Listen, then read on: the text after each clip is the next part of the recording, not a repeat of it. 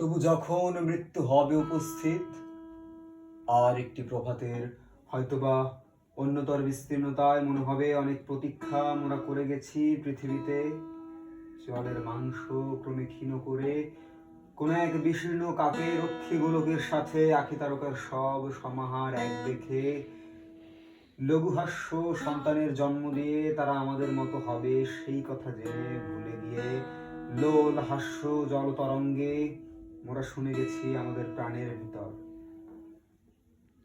নবশিকরের স্বাদ অনুভব করে গেছি ভোরের স্ফটিক রৌদ্রে অনেক গন্ধর্ব নাক কুকুর কিন্নর পঙ্গপাল বহুবিধ জন্তুর কপাল উন্মোচিত হয়ে বিরুদ্ধে দাঁড়ায় থাকে পথ পথান্তরে। তবু ওই নীলিমাকে প্রিয় অভিভাবিকার মতো মনে হয়, হাতে তার তুলদণ্ড শান্ত স্থির।